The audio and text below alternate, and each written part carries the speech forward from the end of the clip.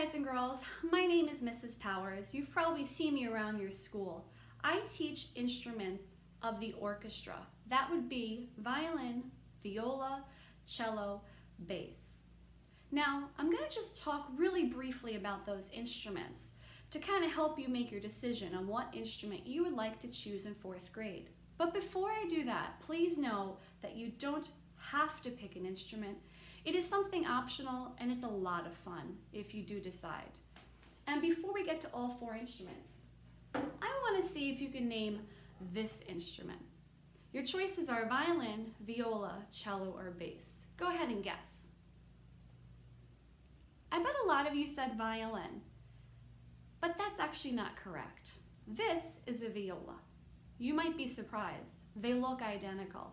They're both small, but could come in bigger sizes.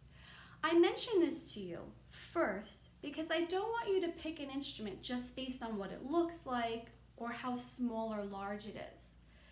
Every string instrument comes in different sizes. That means for my small friends who want to play a big instrument, we have smaller sizes of those big instruments.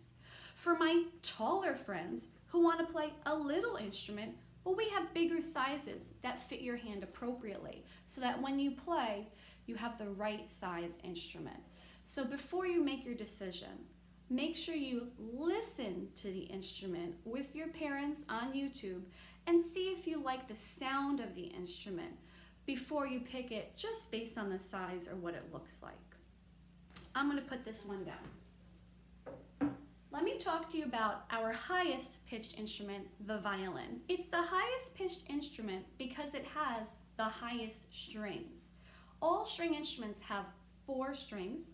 You can play them with your fingers or with a bow, but the violin plays the highest notes. So if you like things that are high in pitch, then the violin is a good choice for you. If you think you like something a bit more mysterious, it disguises itself as a violin, but it has a cool secret language and secret sound that's not a violin, then you're going to want to choose the viola. It's very similar, and I can't tell you too much about it without giving away the secrets, so you'll have to just choose the viola to find out. Next we have the cello. The cello is bigger. It's big and you have to sit down to play it. The great thing about playing the cello is it rests on you, so you don't even have to hold it up. If that's something that sounds good to you and you like the sound of it when you hear it, then pick the cello. The cello gets to play high, but it plays a lot of low notes as well. Lastly, we have the bass. The bass is the foundation of the orchestra. When I choose a bass player, I pick somebody who not only is physically strong enough to work with the bass, but has the strength up here. It's a really important job. Now I know what you're thinking, the bass is huge, and you're right, but 2 things you have to remember. The first, basses come in different sizes, and I would never give you a bass that you wouldn't be able to bring your hands around. And the second thing is, if you choose the bass and I select you for it, you never have to carry the bass back and forth to school. The only thing that you have to bring with you every week to school is your book. So if that's something that sounds intriguing to you, then you probably want to sign up for the bass. But remember, a bass player needs to know how to practice so that they can be the true foundation of the orchestra.